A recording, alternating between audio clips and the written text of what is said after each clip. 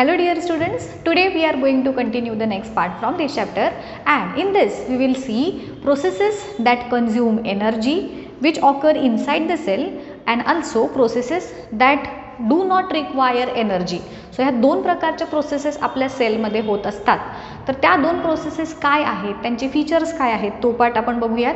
C students, आपल्या सेलमध्ये continuously वेगवेगळ्या ॲक्टिव्हिटीज ह्या होत असतात. त्या ॲक्टिव्हिटीजपैकी काही ॲक्टिव्हिटीज परफॉर्म करण्यासाठी सेलला स्पेसिफिक एनर्जीची गरज लागते, वेअरॲज काही ॲक्टिव्हिटीज परफॉर्म करण्यासाठी सेलला एनर्जीची वेगळी अशी आवश्यकता लागत नाही, त्या प्रोसेसेस आपोआप होतात. सो आज आपण बघूयात की कुठल्या प्रोसेसेस होण्यासाठी एनर्जी लागते आणि कुठल्या प्रोसेसेस आपोआप होतात.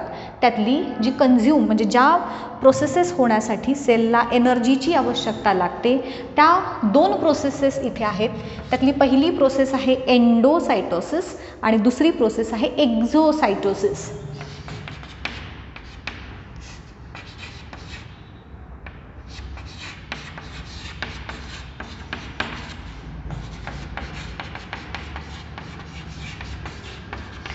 आता ह्याच्या नावातूनच तुमच्या लक्षात आलं असेल, एंडो म्हणजे इनसाइड, एक्झो म्हणजे आउटसाइड.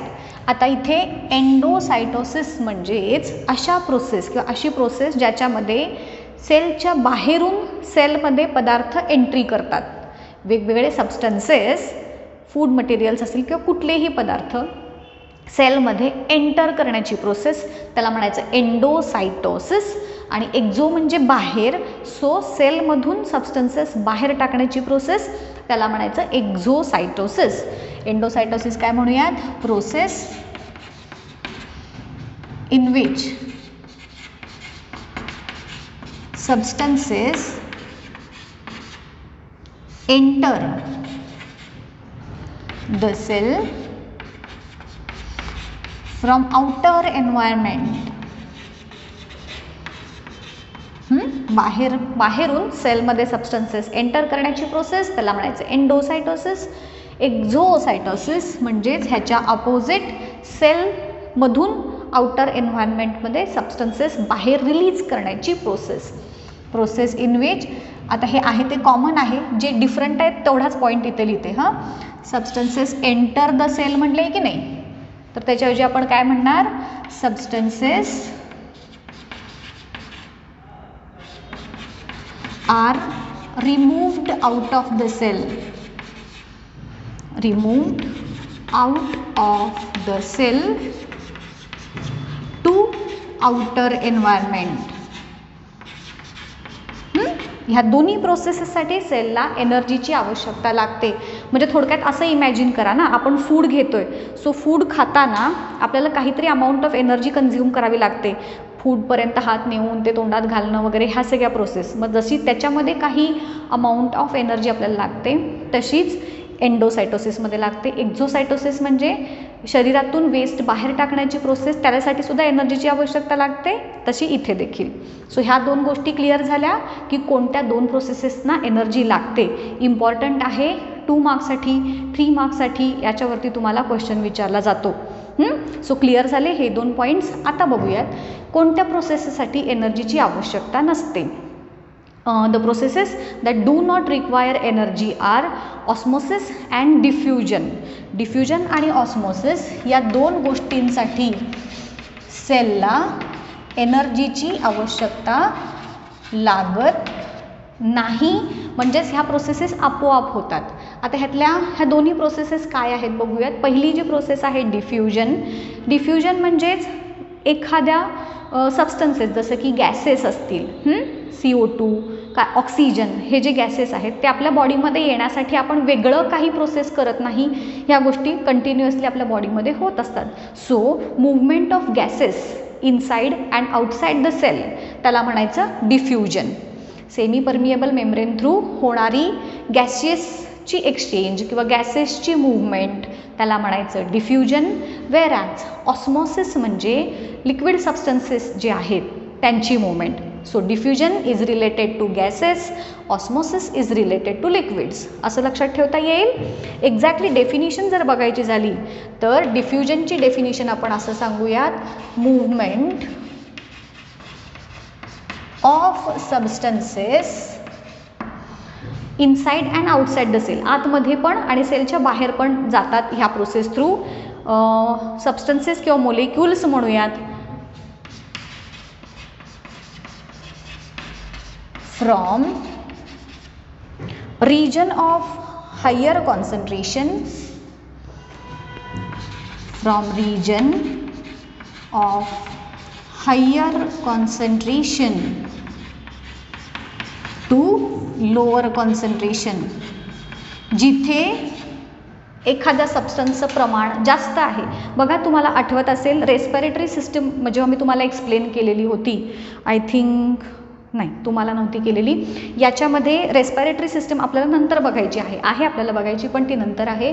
बघा जेव्हा आपल्याला आपण ऑक्सिजनयुक्त हवा आत घेतो ब्रीदिंग करताना किंवा कार्बन डायऑक्साईडयुक्त हवा बाहेर सोडतो, तेव्हा ॲक्च्युली ही प्रोसेस जी होते it occurs with the help of diffusion process. ऑक्सिजनयुक्त हवा आत घेताना काय होतं, जेव्हा इनहेल करणारी हवा त्याच्यामध्ये असणारं ऑक्सिजनचं अमाऊंट जास्त असतं आणि एक्सहेल करणारी हवेत CO2चं प्रमाण जास्त असतं. सो जिथे ज्या रिजनमध्ये एखाद्या सबस्टन्सचं प्रमाण जास्त आहे तिथून तो सबस्टन्स कमी कॉन्सन्ट्रेशन किंवा कमी प्रमाण असणाऱ्या भागामध्ये त्याची होणारी मूव्हमेंट त्याला म्हणायचं डिफ्युजन. आलं लक्षात? सो इथे डिफ्युजनच्या प्रोसेसमध्ये exchange of gases take place like O2, CO2. आपल्या बॉडीमध्ये जे गॅशियस एक्सचेंज होतो it occurs with the help of diffusion process. And the next is osmosis. आता इथं मात्र मूवमेंट ऑफ मोलिक्युल्स और सबस्टन्सेस आपण सांगू शकतो through a semi permeable membrane. प्लाझ्मा मेम्ब्रेनमध्ये आपण जे बघितलेलं होतं की it is semi permeable membrane किंवा सिलेक्टिव्हली परमिएबल मेम्ब्रेन म्हटलं होतं आपण त्याला, म्हणजेच ठराविक सबस्टन्सेसनाच एंट्री आणि एक्झिट ते अलाउ करतं. सो अशा प्रकारे ठराविक सबस्टन्सेस एका भागाकडून दुसऱ्या भागाकडे त्यांची मूव्हमेंट होणे थ्रू सिलेक्टिव्हली परमिएबल मेम्ब्रेन त्याला म्हणायचं ऑस्मोसिस.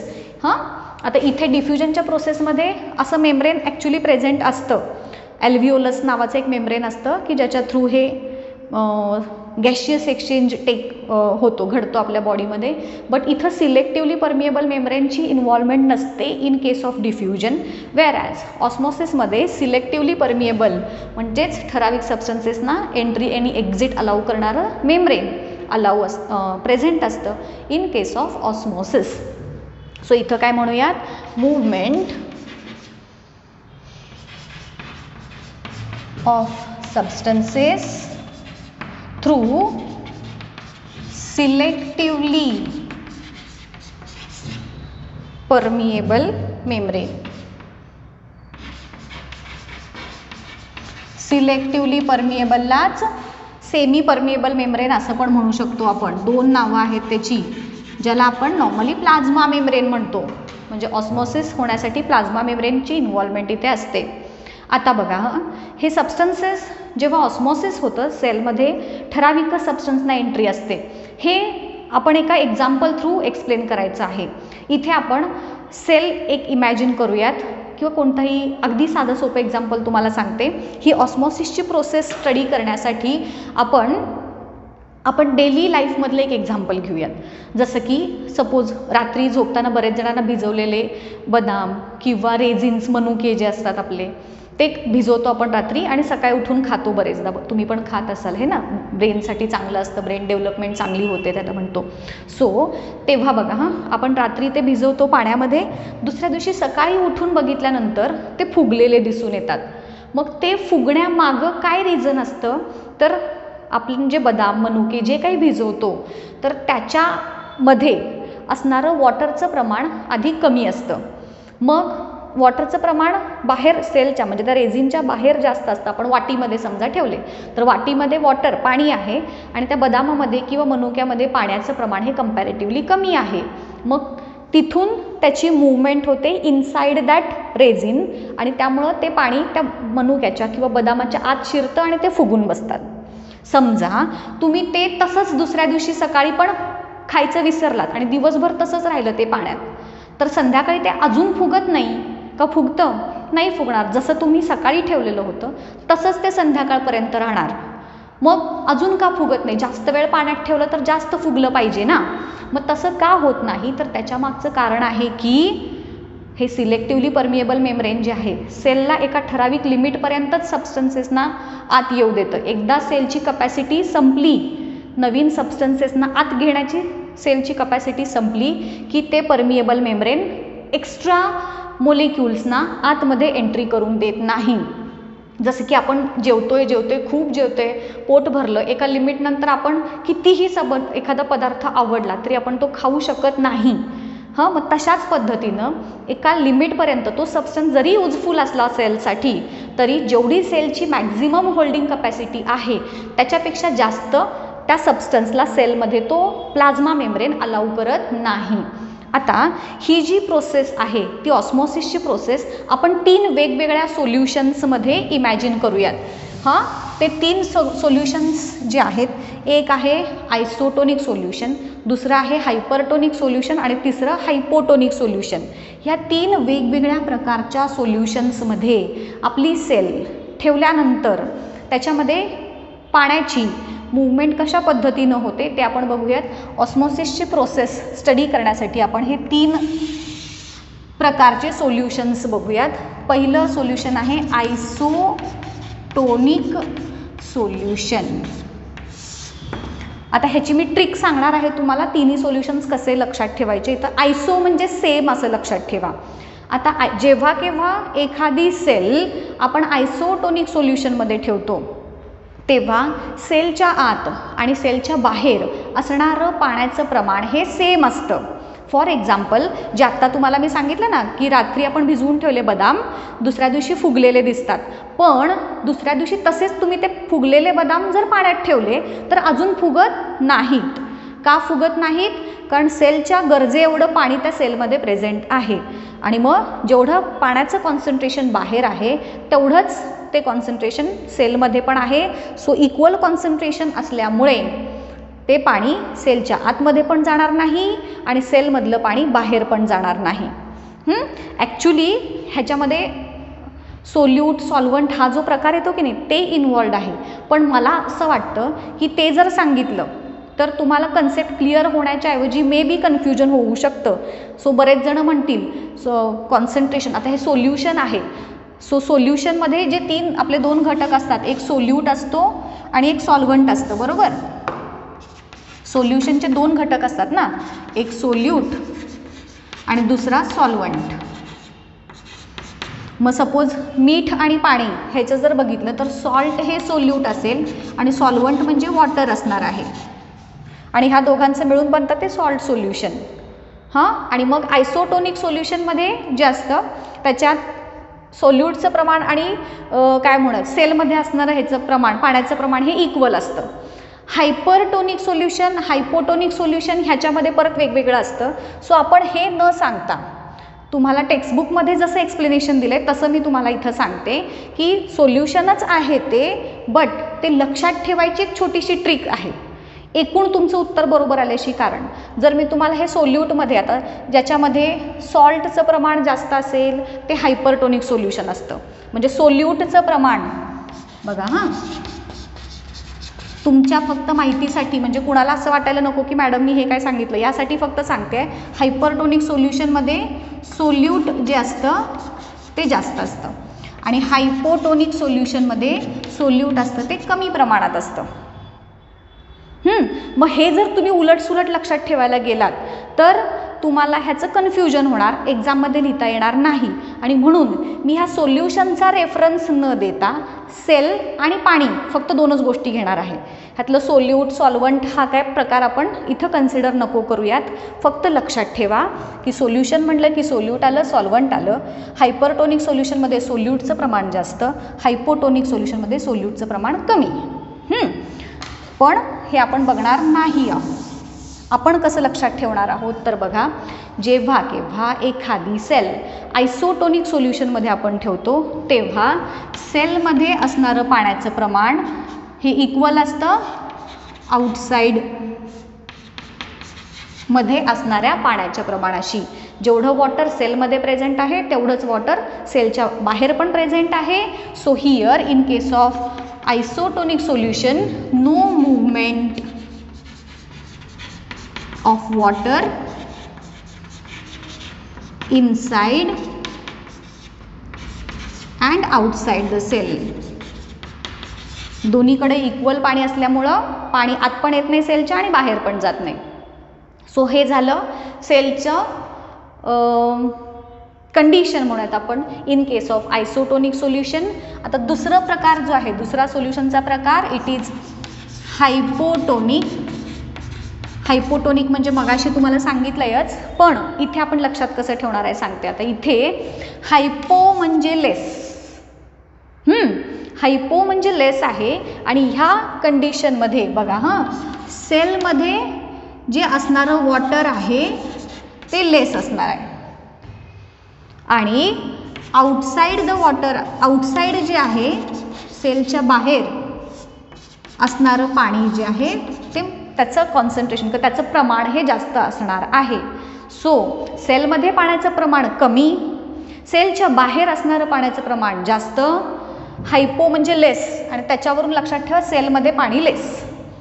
हायपोटोनिक सोल्युशन म्हटलं की सेलमध्ये असणारं पाणी लेस, एवढं लक्षात राहील का? हायपो म्हणजे लेस.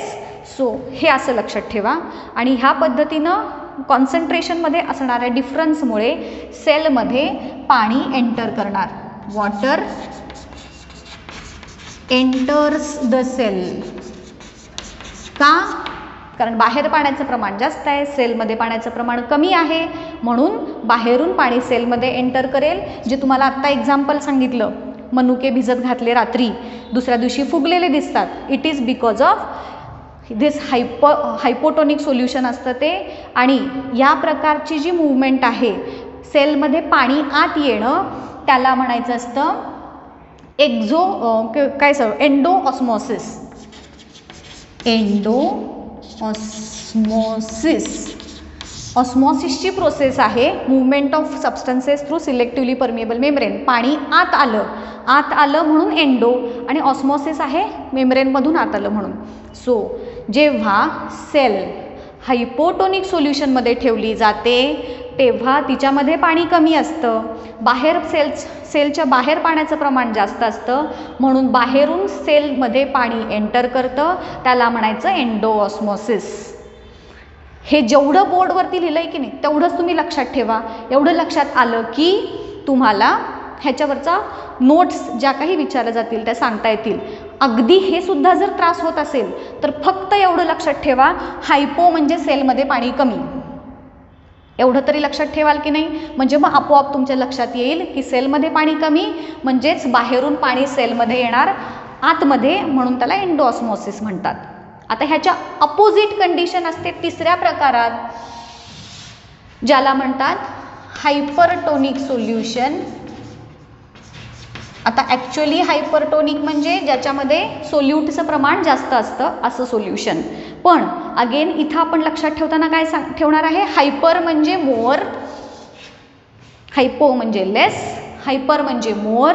आणि मग इथं ह्याच्या एक्झॅक्टली अपोजिट म्हणजेच सेलमध्ये वॉटर जे असतं ते मोर असणार आणि सेलच्या बाहेर पाण्याचं प्रमाण कमी असणार. Outside water will be less, म्हणजेच बाहेरचं सोल्युशन कॉन्सन्ट्रेटेड असणार. सोल्यूटचं प्रमाण जास्त, त्याला कॉन्सन्ट्रेटेड सोल्युशन म्हणतात की नाही? मग तसंच लक्षात ठेवायला गेलं तर गोंधळ होऊ शकतो. ज्याला समजतंय क्लिअरली तो लक्षात ठेवला तर काही प्रॉब्लेम नाही, बट ज्यांना हे लक्षात ठेवायचं आहे पण गोंधळ होत असेल तर तुम्ही सरळ एवढं लक्षात ठेवा. आपल्याला एकूण हे व्यवस्थित लिहिता आलं हे महत्त्वाचं आहे. सो हायपर म्हणजे मोर, याच्यामध्ये सेलमध्ये पाणी जास्त, आउटसाईड पाणी कमी, आणि म्हणूनच वॉटर सेलच्या बाहेर जातं. Water moves out of the cell, आणि बाहेर झालं म्हणजेच एक्झो आणि ऑस्मोसिस आहे. म्हणून जेव्हा केव्हा सेल हायपरटोनिक सोल्युशनमध्ये ठेवली जाते तेव्हा सेलमधून पाणी बाहेर जातं की ज्याला म्हणतात एक्झो ऑस्मोसिस किंवा यालाच प्लाझ्मोलायसिस असं देखील म्हणतात. तुम्हाला प्लाझ्मोलायसिस हा एक टर्मिनॉलॉजी दिली आहे तुमच्या टेक्स्टबुकमध्ये. प्लाझ्मोलायसिस म्हणजे काय होतं, सेलमधून पाणी बाहेर गेल्यामुळे सेल श्रिंक होते, बरोबर. इथे सेलमध्ये पाणी आत आल्यामुळं सेल फुगणार आहे. या केसमध्ये हायपोटोनिक सोल्युशनमध्ये सेल जी आपण घेतली सपोज ही, ह्याच्यात पाणी आत आल्यामुळं आहे त्याच्यापेक्षा फुगणार आहे. ओके, इथं नॉर्मल राहणार, पाणी आत पण येणार नाही बाहेर पण जाणार नाही. आणि in case of hypertonic solution सेलमधून पाणी बाहेर गेलंय, त्यामुळं ही नॉर्मल सेल जी होती तिच्यापेक्षा छोटी सेल्स म्हणजे श्रिंक होणार. त्याच्यातले जे सेलचं साईज आहे तो कमी येणार आहे because of movement of water outside the cell. आणि मग सेलचं सायटोप्लाझम आकसतं पाणी निघून गेल्यामुळं, त्याला म्हणायचं plasmolysis. Plasmolysis is nothing but shrinking of cytoplasm. Shrink म्हणजे आकसणे, श्रिंकिंग ऑफ सायटोप्लाझम. सायटोप्लाझम का श्रिंक होतं, कारण त्यातनं पाणी निघून गेले बाहेर सेलच्या, बरोबर, म्हणून त्याला म्हणायचं प्लाझ्मोलायसिस. लक्षात आल्या ह्या 3 कंडिशन्स, आयसो, हायपो आणि hypertonic. Okay, so this is all about these processes which consume energy, the processes which do not consume energy. इथेच थांबूयात. बोर्डवरचा प्रत्येक जो लिहिलेला वर्ड आहे तो शॉर्टमध्ये सांगण्याचा प्रयत्न केला आहे. ह्याच्या थ्रू तुम्ही लक्षात ठेवा आणि मग तुमचे आन्सर्स ह्या पॉईंटचा यूज करून इलॅबरेट करायचं एक्झाममध्ये. काही डाऊट्स असतील तर तुम्ही नक्की विचारू शकता. इथंच थांबूयात आपण. नेक्स्ट लेक्चरमध्ये ह्याच्या पुढचा पार्ट बघूया.